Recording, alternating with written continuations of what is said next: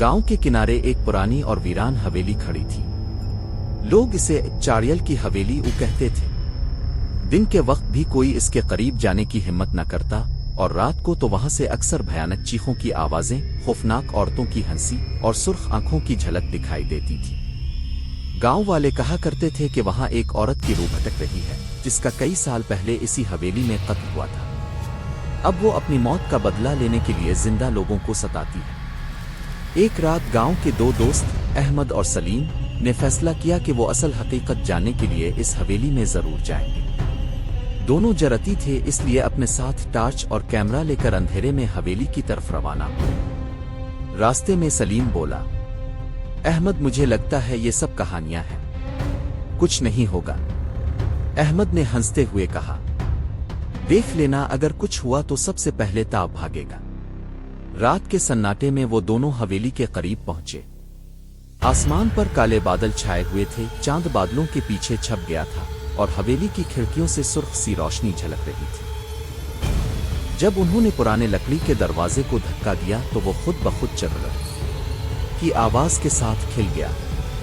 अंदर कदम रखते ही दरवाजा जोर से बंद हो गया। अचानक पूरे महल में एक अजीब सी खामोशी छा गई। सिर्फ उनके कदमों की चाप और हवा की गूंज सुनाई दे रही थी। दीवारों पर पुरानी तस्वीरें लगी हुई थीं जिनमें अजनबी और सख्त चेहरों वाले लोग दिखाई देते थे।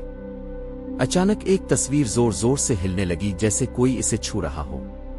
सीढ़ियों के कोने से दो सुर्ख आंखें उन्हें घोर रही थीं। जैसे जैसे वो आगे बढ़ते गए, चीजें अपने आप हरकत करने लगे।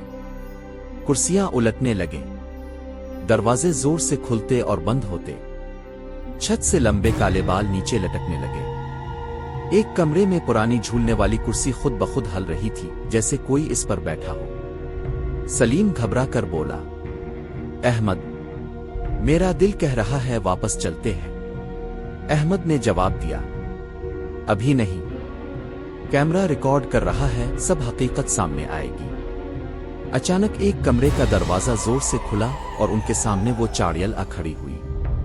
लंबा कद, सफेद फटे पुराने कपड़ों में लिपटी हुई, खिले हुए बिखरे बाल, उल्टे पांव और आंखें आग की तरह दहकती हुई सुर्ख। इसने ऐसी हौलनाक चीख मारी कि दोनों के हाथ से टार्च गिर गई और कैमरा जमीन पर गिरकर बजने लगा। खौफ और भागना।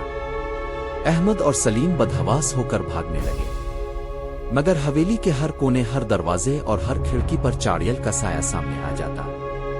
कभी वो सीढ़ियों के ऊपर खड़ी होती, कभी दरवाजे के पीछे और कभी खिड़की से उल्टे लटकते पांव के साथ झांकती। उनकी सांसें तेज हो गईं।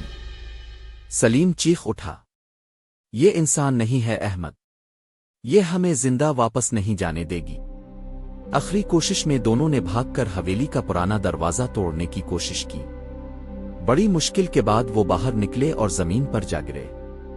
उन्हें लगा कि अब वो बच गए हैं, लेकिन जैसे ही उन्होंने पीछे मोड़कर देखा, अंधेरे जंगल में सैकड़ों सुर्ख आंखें जल रही थीं। वो चाड़ियल सिर्फ एक नहीं थी, इसके साए बेशुमार थे। हर दरख्त, हर झाड़ी, हर साए से सुर्ख आंखें उन्हें घोर रही थीं। कैमरे की रिकॉर्डिंग यहीं खत्म हो जाती है और आज तक कोई नहीं जानता कि अहमद और सलीम वापस गांव पहुंचे भी या नहीं।